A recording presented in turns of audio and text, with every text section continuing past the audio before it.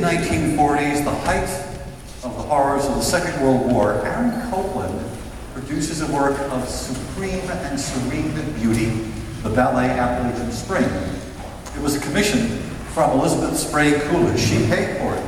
For the score, Coolidge played Copland a handsome $500. The result was an American masterwork, which begs the question, what kind of ballet music would you write for $500? So, now the story takes place in Pennsylvania. There was a spring celebration of 19th century American pioneering types.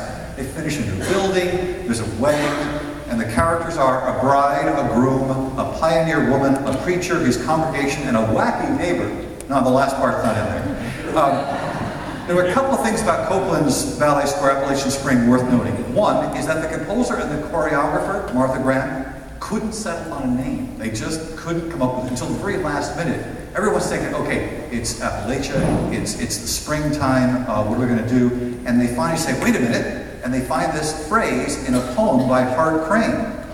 The problem is that Hart Crane was referring to the watery kind of spring. In fact, in context, it's, "O Appalachian spring, I gain the ledge, steep inaccessible smile that eastward bends and northward reaches in that violet wedge of Adirondacks." No matter.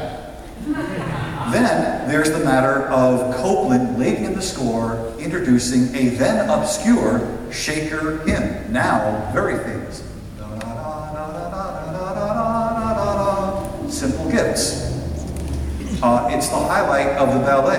Problem is, there were no Shakers in Pennsylvania. Schenectady, New York, loads of them, but none in Pennsylvania. The thing is, it makes no difference whatsoever.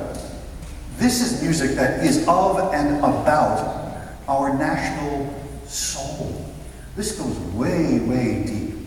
Now, usually, if you hear this piece played on, let's say, a classical radio station, you'll hear a full orchestra, 2 flutes, 2 oboes, 2 clarinets, 2 bassoons, 2 horns, 2 trumpets, 2 trombones, timpani, xylophone, snare drum, bass drum, cymbals, tabor, woodblock, claves, glockenspiel, triangle, piano, harp, and a full complement of strings.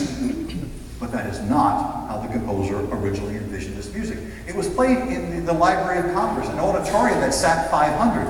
Very small space. It screamed, "Keep it small, Aaron, keep it small." So the limited dimensions led to a 13-instrument orchestra. And that is how you're going to hear it played right now. Double string quartet, bass, flute, clarinet, bassoon, and piano. You will not miss the claves at all. Here is a suite from Aaron Copland's Appalachian Spring.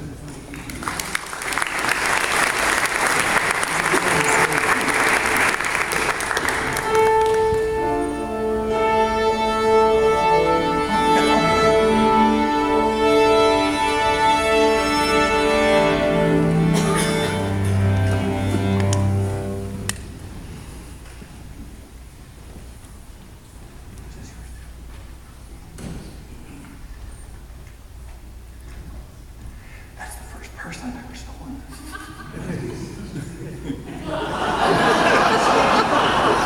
So it must be Aaron Copland.